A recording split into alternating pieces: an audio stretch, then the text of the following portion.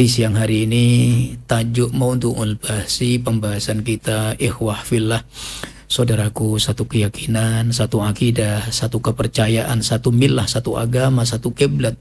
Sama-sama kita beribadah kepada Allah menghadap satu tujuan, yaitu Allah, dan menghadap satu kiblat Ka'bah al-Musyarrafah. Di dalam tarbiyatut thariqah, sebagaimana di beberapa pertemuan yang sudah kami sampaikan, tentunya bahwa di antara asasut tarbiyati fi suluki, dalam suluk tarbiyah thariqah itu di antara adalah tarbiyatul dzikri wa tarbiyatul wirdi. Jadi au tarbiyatul aurat, tarbiyatul wirdi, tarbiyatu qiraatil wirdi al aurat. Jadi semua wali-wali Allah, masyaykhut turuq, hampir semua sepakat bahwa di antara pondasi dasar yang menjadi robitoh, menjadi pengikat baina syekhi wal murid, antara seorang murid dengan gurunya, antara seorang salik dengan tujuan suluknya, yaitu Allah Subhanahu wa Ta'ala. Maka di dalam agar ruhani ini salamatun, selamat jadi pada semua rintangan-rintangan aqaib, yaitu tahapan rintangan-rintangan yang siap senantiasa menghalangi kita, yang ianya yang menentukan kesuksesan atau tidaknya kita di dalam melakukan perjalanan ruhani ini sampai kepada time nanti di mana Allah Subhanahu wa Ta'ala mengambil ruh nyawa kita melalui malaikatnya, yaitu malaikat Israel alaihi salam.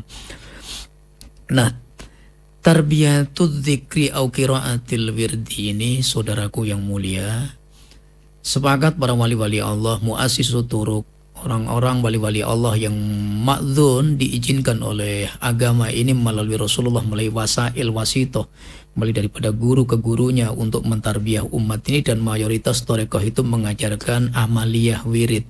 Nah, pada beberapa pertemuan sudah kami singgung di antara kenapa sih harus berzikir dengan bacaan-bacaan wirid tertentu, yaitu bil aurat al muayyinah.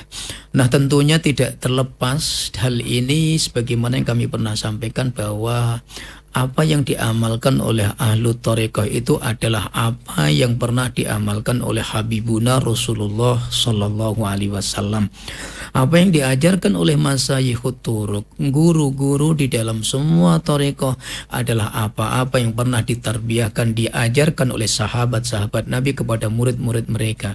Apa yang disampaikan oleh Sayyidina Abdullah ibnu Mas'ud kepada murid-murid mereka, apa yang diajarkan oleh Sayyidina Abdullah ibnu Abbas, Sayyidina Abdullah ibnu Umar. Mereka memberikan ijazatan, wirid-wirid, tarbiyah, bagaimana mereka mendidik para tabi'in, selain mendidik secara ilmu, kafaatul ilmi, bagaimana mereka mendapatkan hadis-hadis Nabi, juga mereka juga mendapatkan auradun Nabi, bagaimana Nabi itu membaca zikir, bagaimana Nabi mengamalkan zikir-zikir yaumiyah beliau, yaitu zikrus sobah wal masa, baik itu zikir yang dibaca oleh beliau fi kulli ahyan, dalam kondisi apapun, di pagi, petang hari. Dan ini semua sebetulnya mazmunah, terkumpul dalam apa-apa yang telah diajarkan oleh para masyayikhut turuq.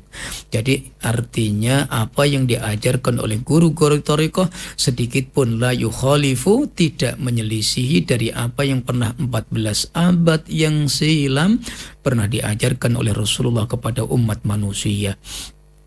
Nah, tentu hal ini tidak terlepas dari begitu banyaknya al-fawaid wal manafi' wal fadail min qiraati dzikri awil aurat. Jadi hal ini kenapa wirid itu dijadikan salah satu pondasi al-asas at-tarbiyah fit thariqah. Di antaranya karena para ulama melihat begitu besarnya kasratul fawaid, begitu banyaknya faidah, kasratul manafi', begitu banyaknya manfaat, kasratul fadail, begitu banyaknya keutamaan-keutamaan, baik itu yang berhubungan alaqatul fadail, yang hubungannya keutamaan ini langsung dengan al-hayah al-imaniyah, dengan kehidupan kondisi spiritual keimanan kita, atau yang langsung berkaitan alaqatul fadailnya, hubungan keutamaan ini dengan hal-hal yang kita hadapi mengenai al-hayatut dunyawiyah, bagaimana kita juga dimudahkan agar kita juga mendapat kemudahan al-yusru, kemudahan fi jami'il umur, di dalam setiap urusan perkara, baik itu min umuril ukhrawiyah atau min umurid dunyawiyah, baik itu yang sifatnya urusan akhirat ataupun hal-hal yang sifatnya karakteristiknya bersifat perkara dunia. Karena ahlu thariqah itu berkarakter bagaimana sakinatul hayah, ketenangan hidup, baik itu ketika ia dihadapkan pada perkara urusan akhirat dan ianya juga ketika dihadapkan pada urusan-urusan yang sifatnya perkara dunia.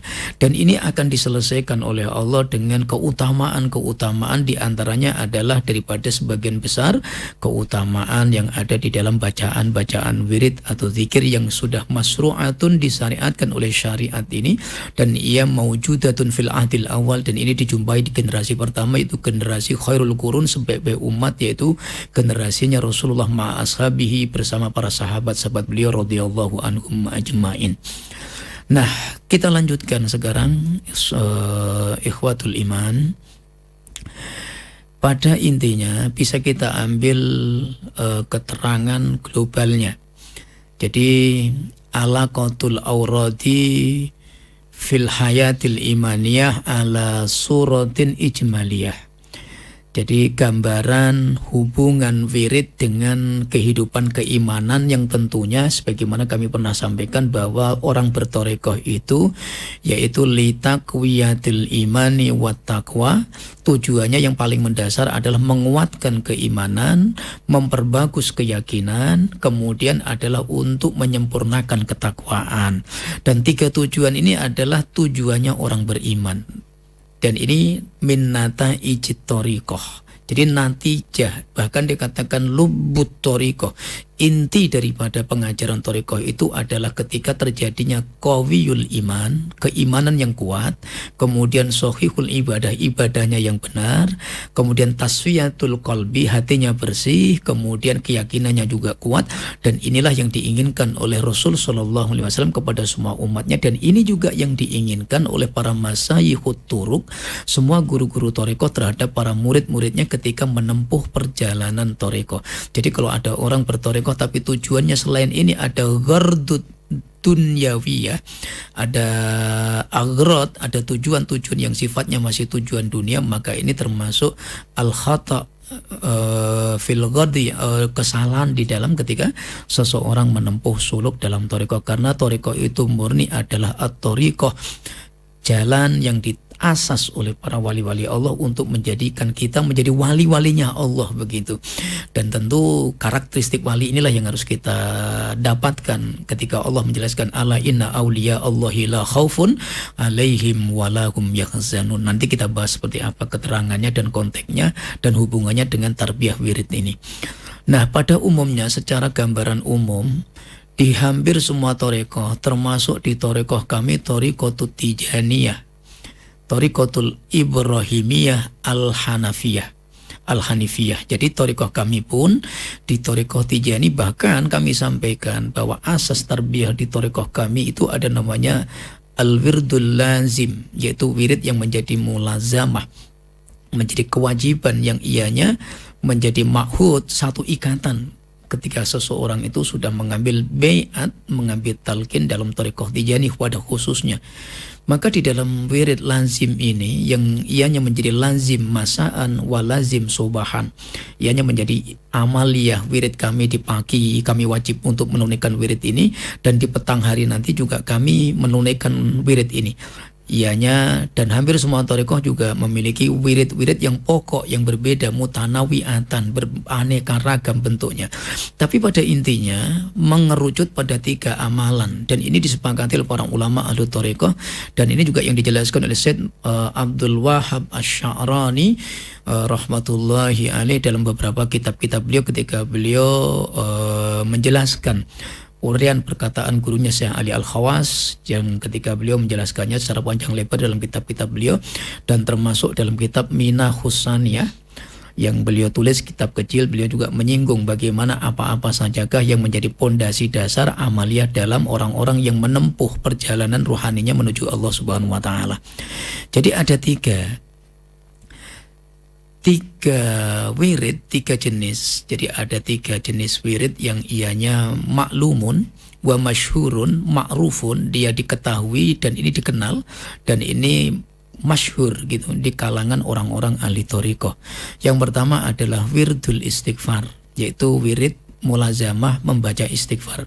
Kemudian yang kedua wirdus sholati ala nabi, mulazamah istiqomah membaca wirid sholawat. Nah yang ketiga wirdu lazim, yaitu membaca wirdul haylalah atau wirdut tahlil, yaitu membaca kalimatut tauhid, yaitu redaksinya la ilaha illallah. Jadi sebagian kaul ada yang mengatakan ini namanya bacaan tahlil, halala yuhallilu tahlilan. Jadi seperti ketika kita dikatakan membaca basmalah, itu redaksinya bismillahirrahmanirrahim. Kita membaca haukalah, itu maknanya la haula wala quwata illa billahil aliyil azim. Ketika kita membaca kalimatul istirja, maka innalillahi wa inna ilaihi rajiun. Nah kalau istighfar itu redaksinya wa aqallul istighfar astaghfirullah. Nah kemudian kalau sholawat itu Allahumma sholli ala sayyidina Muhammad ala kulli ayyigotin, dengan berbagai redaksi manapun. Nah kalau membaca la ilaha illallah maka maklum dikenal dengan bacaan tahlil. Ada yang mengatakan hailalah, jadi mengatakan hailalatan ini juga termasuk dipahami sebagai bentuk membaca kalimat la ilaha illallah. Ada rahasia sebetulnya yang kami ingin sampaikan, kenapa di dalam thariqah itu salik atau murid itu diajarkan membaca istighfar, sholawat, dan berzikir kalimat tauhid. Ada al-asrar al-ajibah, al-asrar al-azimah, al-asrar ar-rafi'ah al-aliyah ar-ra'i'ah. Jadi ada rahasia-rahasia yang begitu agung dan tinggi. Jadi tartibul aurat ini biasanya para ulama ahli thariqah ketika mengajarkan pada murid-muridnya itu terurut. Artinya tartibul wirdinya biasanya disuruh membaca istighfar dulu, kemudian membaca sholawat, baru kemudian membaca la ilaha illallah. Tidak dibalik-balik. Bukan la ilaha illallah dulu baru sholawat baru istighfar, tidak, tetapi bermula ibtida, dimulai istifnafnya itu dimulai dari beristighfar dulu, kemudian dilanjutkan bersolawat, kemudian dilanjutkan dengan membaca la ilaha illallah. Ada apakah dengan 3 wirid ini sehingga para ulama wali-wali Allah muassis thariqah mengajarkannya kepada umat Islam ini di dalam ketika memperjalankan suluk rohaninya? 3 amaliyah ini merupakan barometer, gambaran, suarun, bentuk, satu bentuk yang menggambarkan di mana seorang hamba sedang menunaikan hak-hak yang wajib ditunaikan ketika ia hidup di dunia. Jadi ada salah satu hukukin fi hayatil mu'mini. Jadi ada 3 hak yang wajib ditunaikan oleh orang beriman di dalam selama kehidupan dunianya. Yang pertama al-haqqu lin nafsi, hak yang harus ditunaikan untuk dirinya sendiri. Yang kedua al-haqqu lin nabiyhi, yaitu hak yang ia tunaikan untuk nabinya. Nah yang ketiga al-haqqu li rabbihi, yaitu hak yang wajib ditunaikan untuk Tuhannya, untuk Robnya. Jadi al-haqqu lin nafsi, al-haqqu lin nabi, al-haqqu lillah. Jadi ada 3 hak yang wajib. Ini menjadi konsekuensi sebagai bentuk tanggung jawab mas'uliyah kita dihidupkan oleh Allah di alam semesta ini. Dan inilah yang diambil dari Sari Intipati ketika Allah menjelaskan wa ma khalaqtul jinna wal insa illa liya'budun, dan tidaklah aku, kata Allah, menciptakan jin dan manusia kecuali hanya untuk beribadah kepadaku. Nah di dalam ibadah itu ada mahdhah yang pokok, ada ghairul mahdhah. Nah secara umum ibadah ini hak, kewajiban, ada take and give, ada hak-hak yang wajib kita pahami, baik itu hak yang berkaitan dengan diri kita sendiri, hak yang berkaitan dengan sebagaimana Rasulullah dengan umatnya atau umat dengan nabinya, dan ada hak yaitu daripada seorang hamba kepada Tuhannya. Jadi 3 ini di dalam ilmu thariqah itu digambarkan manifestasinya dengan 3 wirid ini.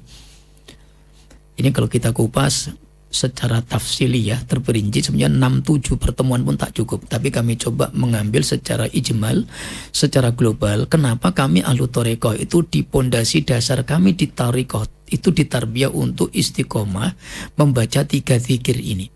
tetapi bukan zikir-zikir yang lain. Kami tidak dianjurkan pokok itu bertasbih hamdalah, tidak. Tetapi kenapa? Torekoh mengajarkan pertama wirdul istighfar, mulazamah membaca istighfar, wirdus sholati ala nabi, istiqomah membaca sholawat. Yang ketiga wirdul la ilaha illallah, istiqomah membaca kalimatut tauhid. Jadi 3 ini ketika dibaca oleh seorang salik ahlu torekoh atau umat Islam, hakikatnya dia sudah sedang menunaikan 3 hak dalam kehidupannya. Pertama, hak untuk dirinya sebagai manusia. Yang kedua, hak kepada nabinya sebagaimana ia diciptakan sebagai umat nabi. Dan yang ketiga adalah hak Tuhannya, hak Robnya, karena ia menjadi seorang hamba daripada hak Tuhannya yang wajib ia tunaikan.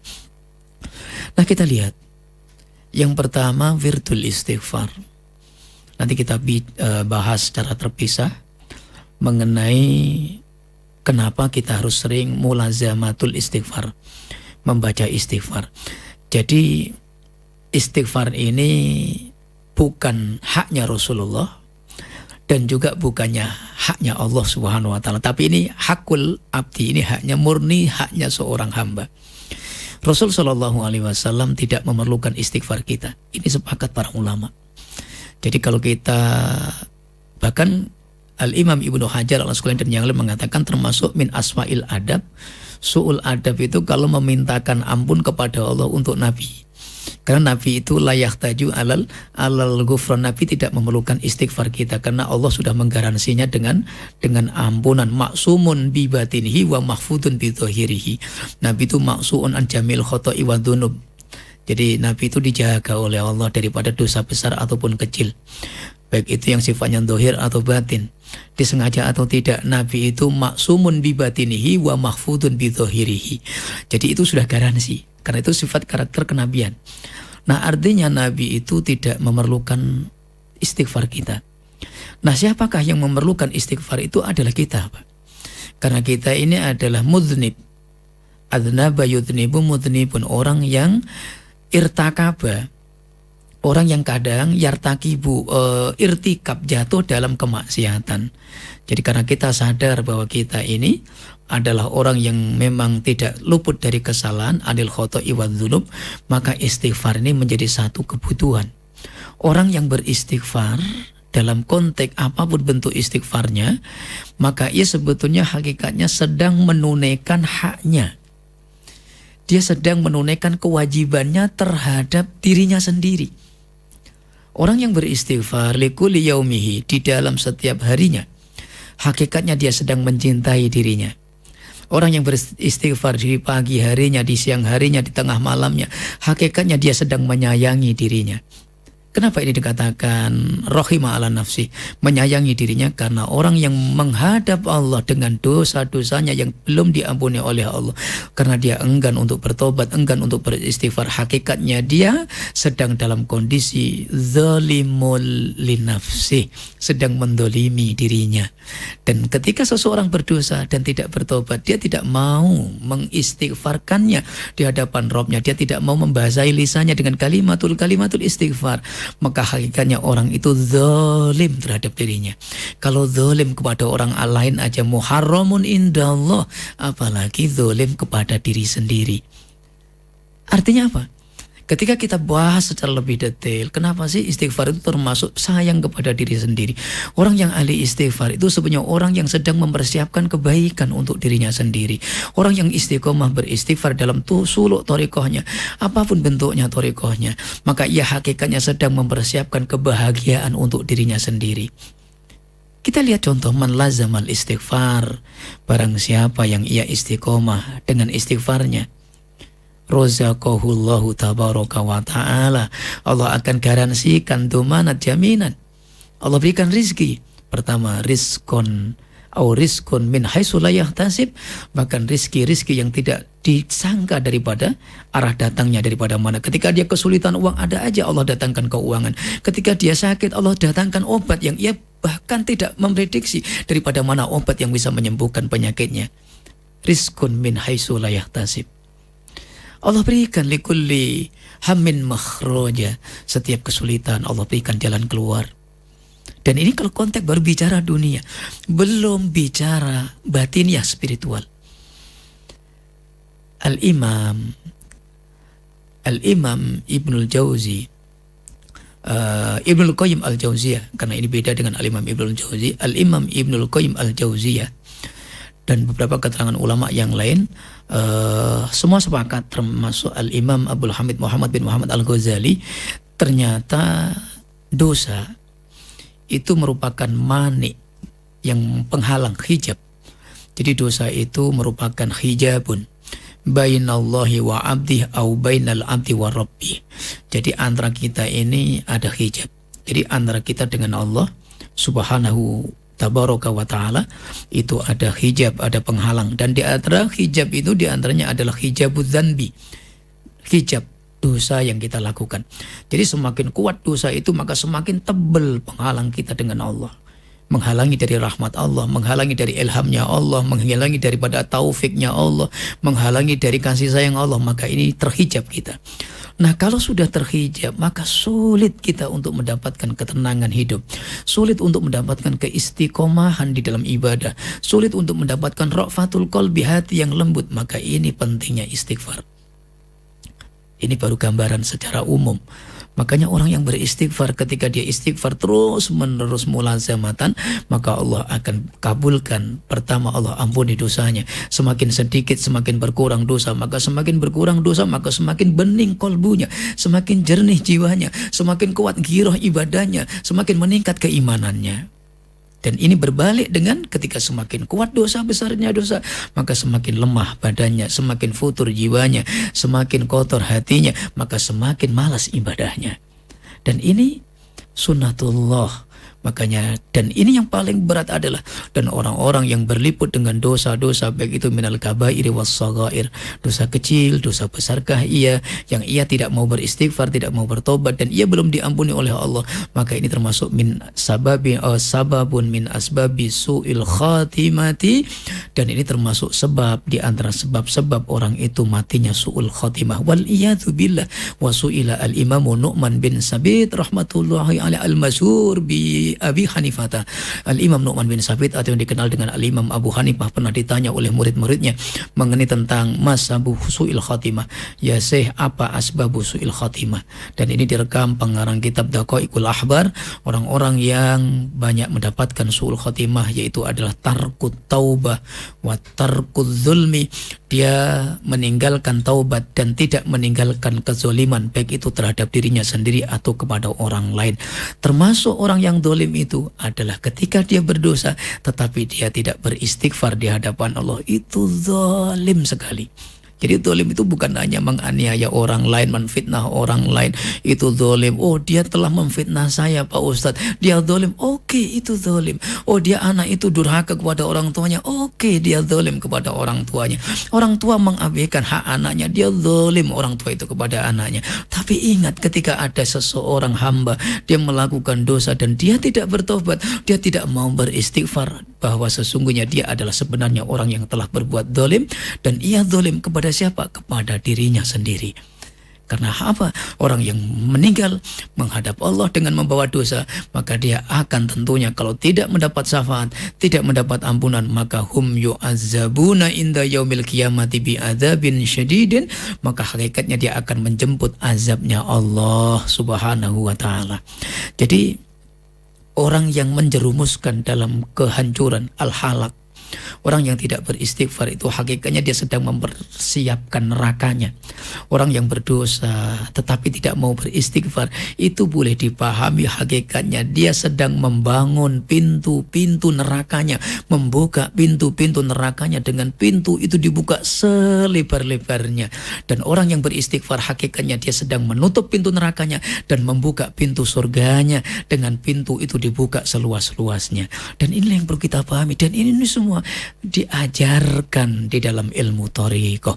Maka hakikatnya orang yang berthariqah itu selain menuju keridhaan Allah, orang berthariqah hakikatnya sedang menutup pintu nerakanya dan membuka pintu surganya.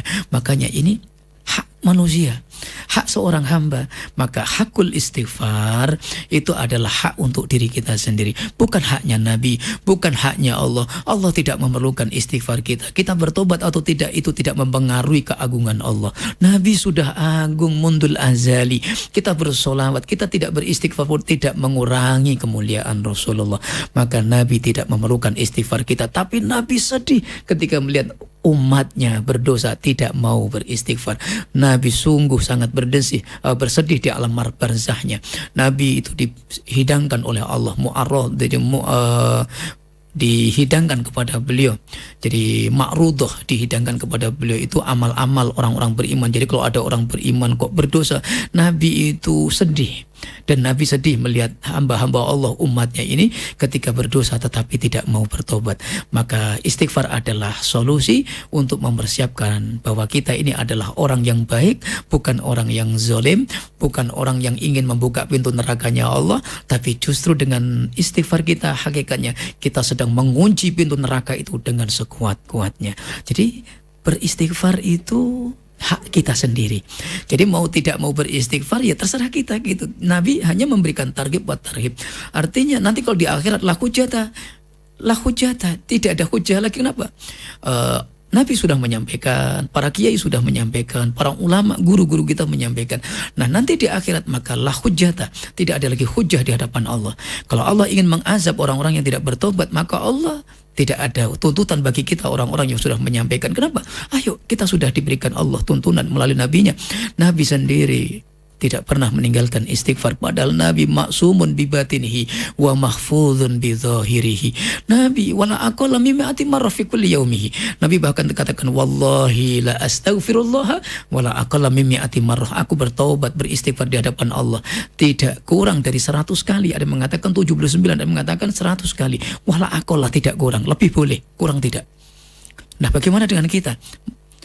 Kita ini umat Nabi, dicintai oleh Nabi, dan setiap kita ada dosa maka Allah masih menunggu tobat kita. Dan ini tidak sama dengan umat-umat sebelum umatnya Nabi. Umat Bani Israel, umat Isa alaihissalam, umatnya Nabi Musa, Nabi Isa itu kalau melakukan dosa langsung disetempel oleh Allah keningnya. Itu ada simatul dzanbi, ada tanda bahwa dia itu telah melakukan dosa.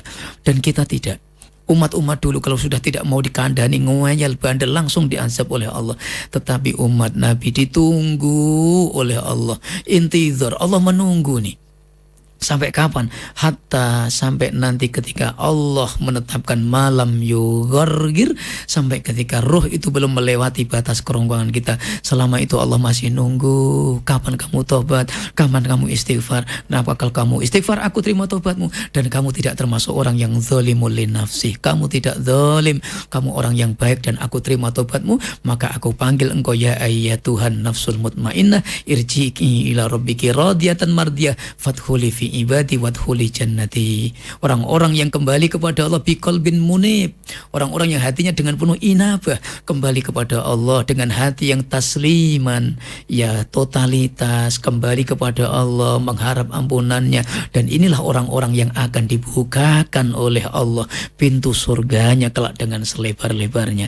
Jadi istighfar, bertorekoh itu menjadi wajib. Kenapa wajib? Kalau dengan bertorekoh itu kita bisa istiqomah beristighfar, maka mengambil thariqah bisa menjadi wajib kalau memang tujuannya supaya kita tidak menjadi orang yang zalim terhadap diri kita.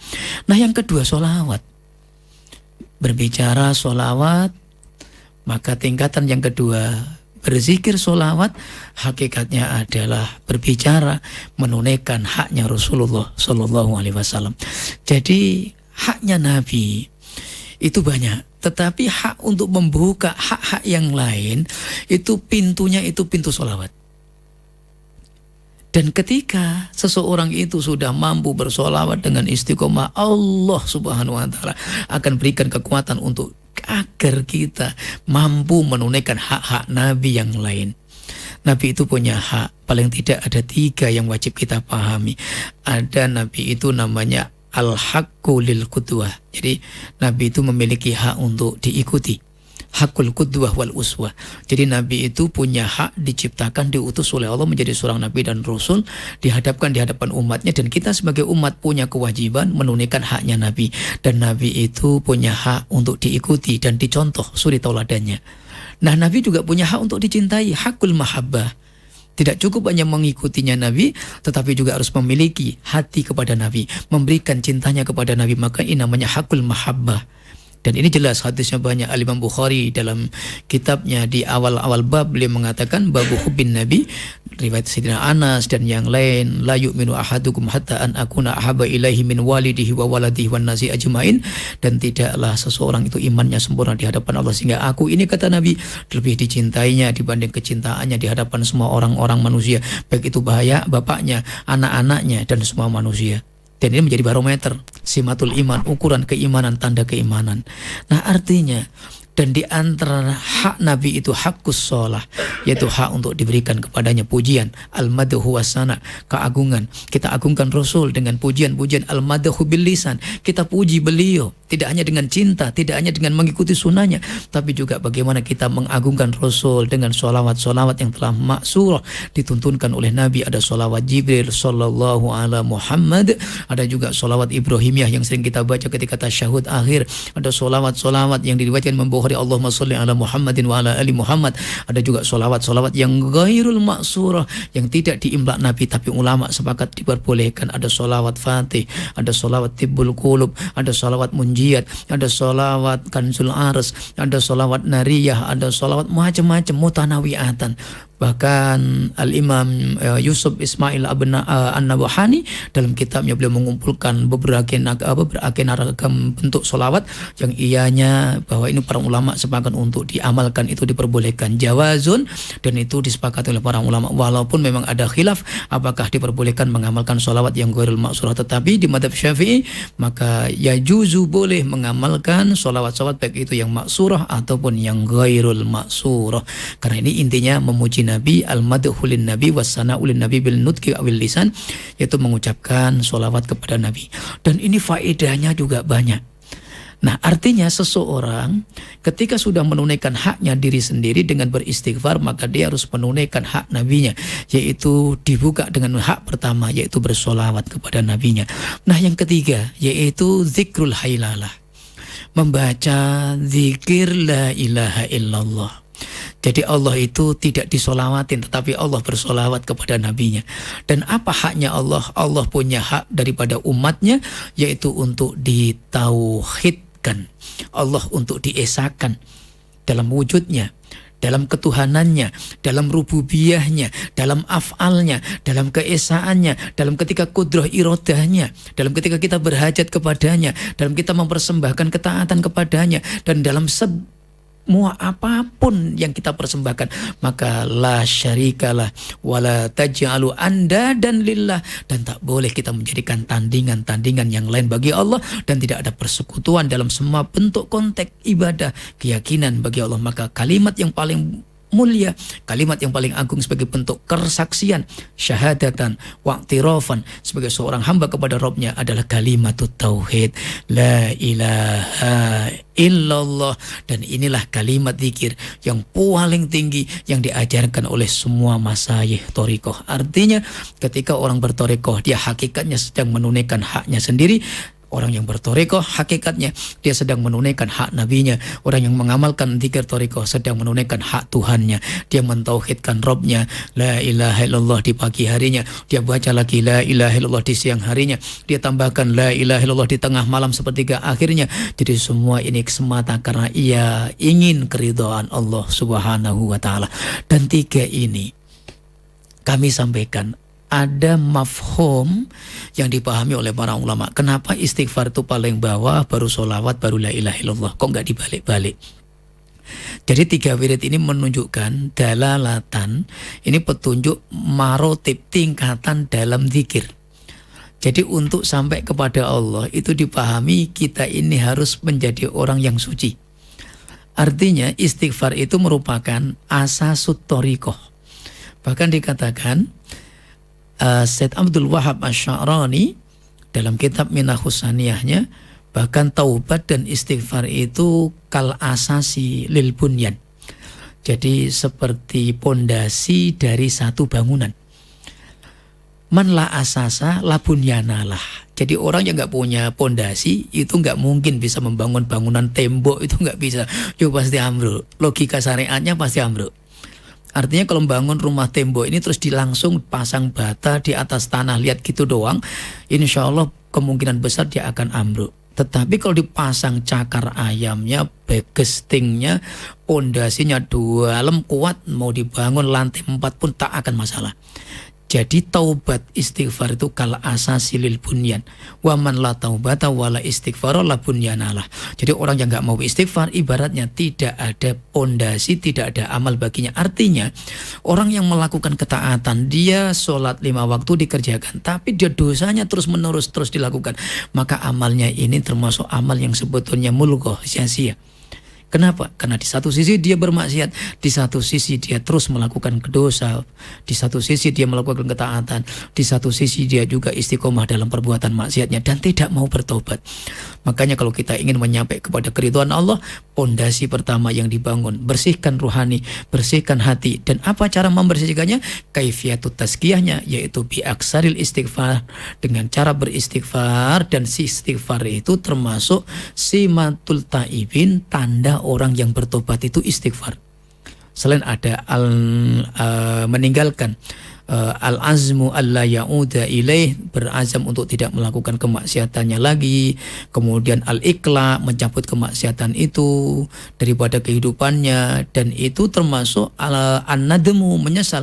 Nah, al-istighfar itu termasuk simatut taibin. Jadi tandanya orang itu bertobat itu ditengok dan dilihat daripada sejauh manakah kemampuan dia untuk beristighfar di hadapan Allah Subhanahu wa taala.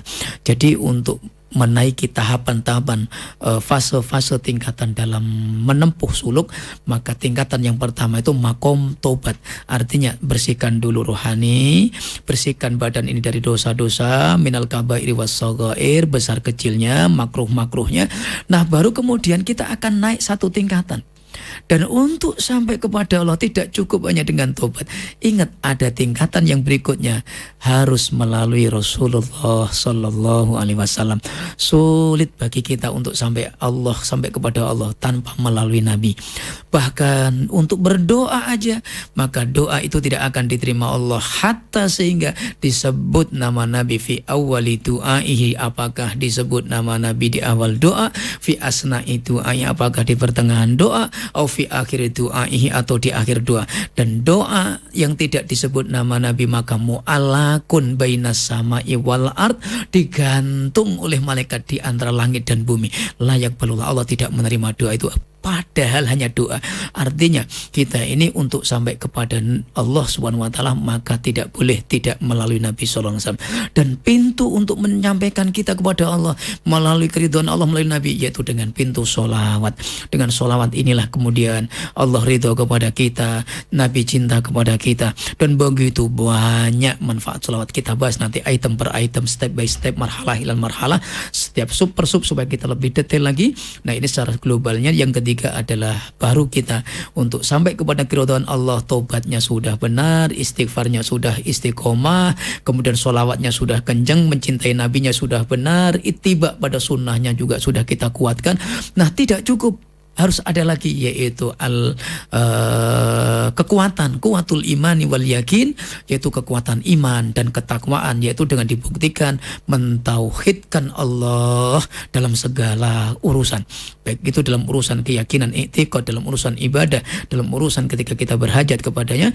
Maka kalimatul la ilaha illallah yang pernah kita bahas di awal-awal pertemuan itu kalimatut tauhid, kalimatul ikhlas. Kalimat la ilaha illallah adalah kalimat pemurnian, ketauhidan kita, kalimat persembahan, kalimatul i'tiraf, kalimat pengakuan bahwa kita ini adalah hamba dan Allah adalah Rabb kita, Tuhan kita, yang tidak ada Tuhan kecuali Ia, yang tidak ada sekutu baginya, yang tidak ada tandingan baginya, tidak ada kekuatan daripada kecuali kekuatannya, tidak ada pertolongan kecuali pertolongannya, tidak ada kekayaan kecuali kekayaannya, tidak ada kemudahan urusan kecuali kemudahan daripadanya, dan tidak ada keridhaan yang paling dahsyat kecuali keridhaannya.